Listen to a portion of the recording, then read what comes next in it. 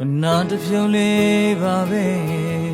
ငါအားတင်းပြီးဖြတ်ကျော်ခဲ့တယ်လူမစုံတော့တဲ့တမင်းဝိုင်းလေးကိုငါလွမ်းနေ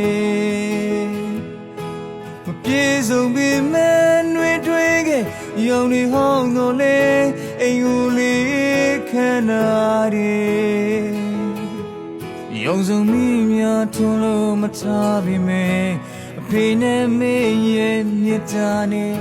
တွေထွေးတယ်နေမျိုးလေးနဲ့လမ်းဝဲတယ်တော်ရဲ့မြစ်ချောင်းလေးလည်းရှိတယ်အိမ်နောက်ဖေးရဲ့စိုက်ကင်းလေးမှာတီးတွေဝေးစားစေမိုးရေဆိုးထားတဲ့ချမ်းကြီးနဲ့ကျူရည်လေးက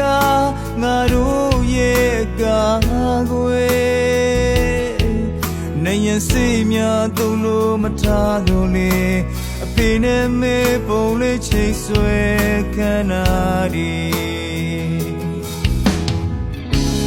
တိုက်တာစီစဉ်ဦးအိမ်တွေအော်ပြင်းတဲ့မျိုးကြီးတဲ့မပြောရှင်းတာခုဒီပဲဒီမျိုးရောက်လာခဲ့မယ်နေမျိုးလေးနဲ့လမ်းဝေးတဲ့အဖေနဲ့မင်းရဲ့အိမ်ဦးလေးတဲ့ဒီချိန်ကိုပြန်လာလို့မျိုးလေးရှာတဲ့မိသားစုတွေရဲ့ပုံရိပ်တွေကိုကျွန်တော်မြင်ရဝီးတယ်ဒီချိန်တော့ရောင်လေးမဝေးနေပြီမပဲတော့မမေးနိုင်ရဲ့ပြန်လာမယ်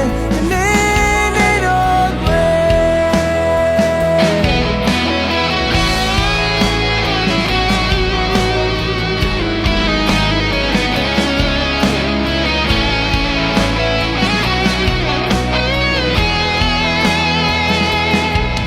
မြေမျိုးလေးနဲ့လမ်းဝဲတယ်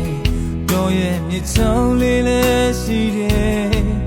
အိမ်နောက်ဖေးရဲ့စိုက်ကင်းလေးမှာတီးတွေဝေးစားစေ